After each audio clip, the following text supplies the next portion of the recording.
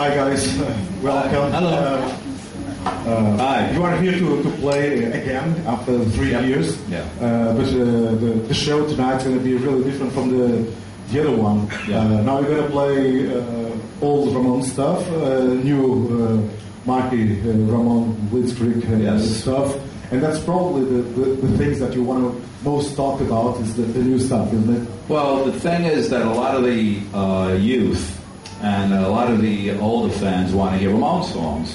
So, of course, they're going to get that. But we did a song called When We Were Angels as a new single. We're going to do that. And Michael's going to do a 4 or 5 song acoustic, unplugged Misfit set of songs that he wrote off, the last 2 Misfit albums. So it's going to be an electrical 30-minute assault, and then Michael's going to come up, and then we're going to do our encores. We come back, and we play the rest of the set out. You just revealed it. Yeah. Everyone knows what Everybody knows, yeah. So that's it. It's good not to keep secrets. You have any more new songs that to release in the near future? Well, we're working on them. When we get back, we just got back from South America, so we need time. Michael has a good repertoire of songs that we're going to just do. How's it going to sound like? It's going to sound like, come. The way that I approach the songs again is very much the way that the Ramone songs are, the Misfit songs are. They sound. I mean, that's a tough question.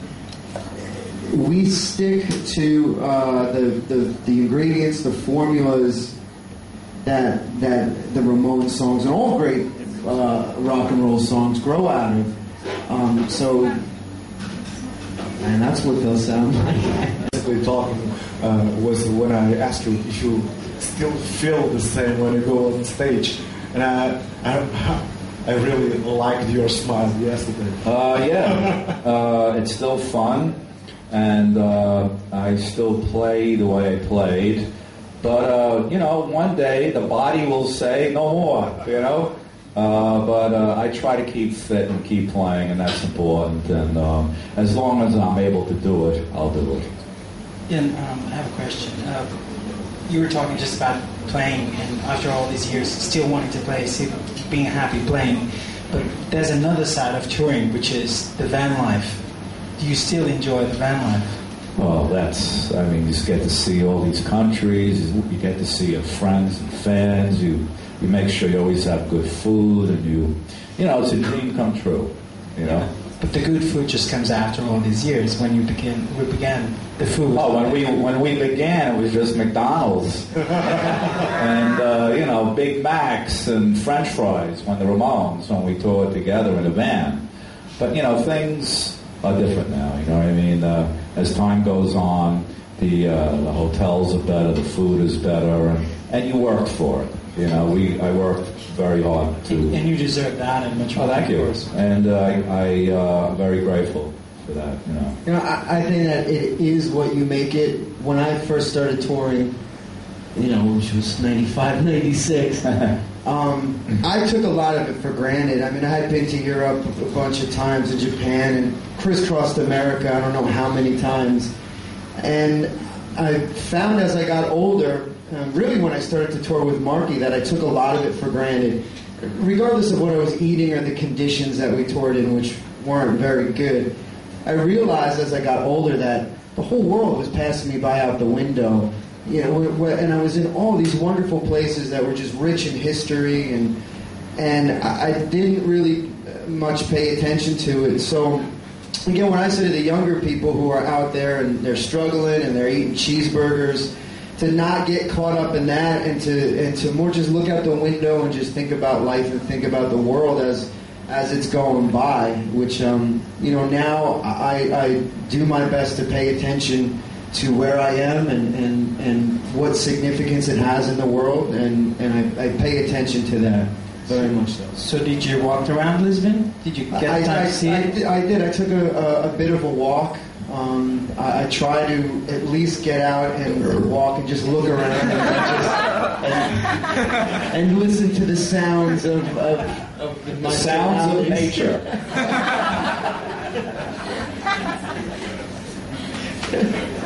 I just had it was on mic too, so that was good.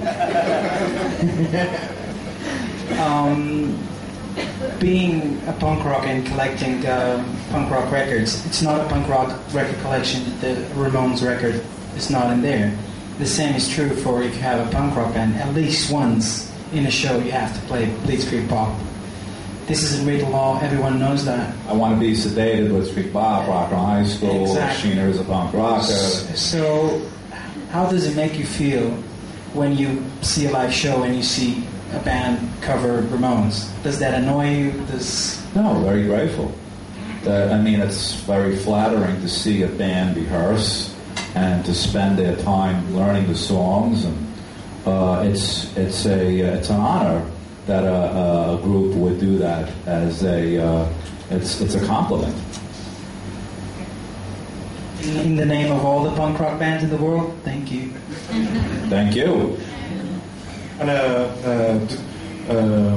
one of the things that probably people would like to know is when you start writing songs, you got together with Ramones on the third record, as far as Road to Ruin. Yeah, Road to Ruin. Yeah.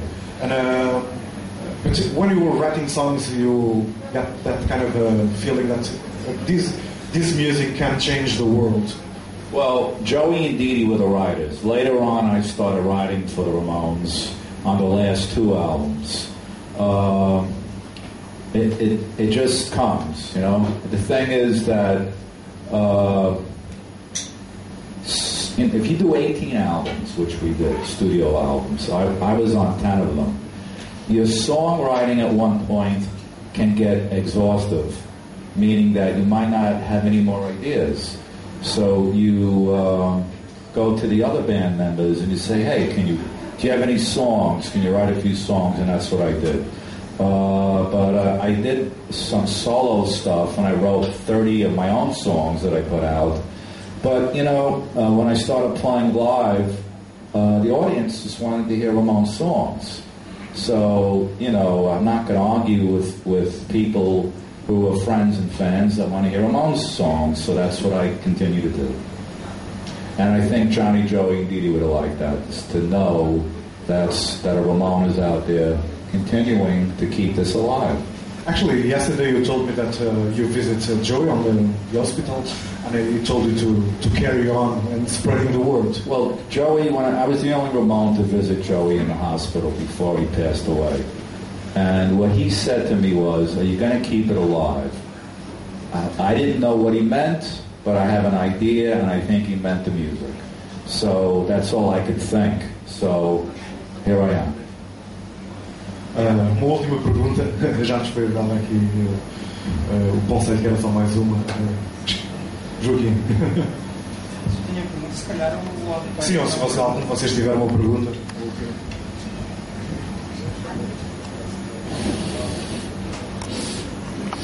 Hello, my name is Sylvia. I'm a journalist. Hi, Sylvia. Hello. I want to know, in your opinion, what is it to have today a punk attitude from the social perspective? I don't know, in a time of economical and political crisis. Well, thank God there's punk rock, because we can express what we feel in a 2-3 minute song, and no other music's going to do that. No other music is going to attempt to discuss what's going on in the world. You're not going to hear that from Britney Spears. You're not going to hear that from Justin Bieber, So punk rock is the music that will always show angst. And, people don't change. We go through the same stress. People confront their jobs, they confront their parents, school, what they're going to do in the future. So punk, really, the lyrical content, and is basically still the same as it was years ago. I mean, when the Ramones started, the war in Vietnam just ended. And now you have other wars, and we were in a recession too, and now there's an economic crisis also.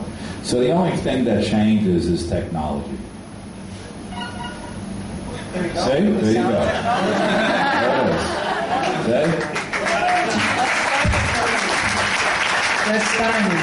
That's what we call it. You have to know. It's technology. Tá? Ok. Obrigado por terem vindo e apareçam logo no concerto. Thank you. Thanks.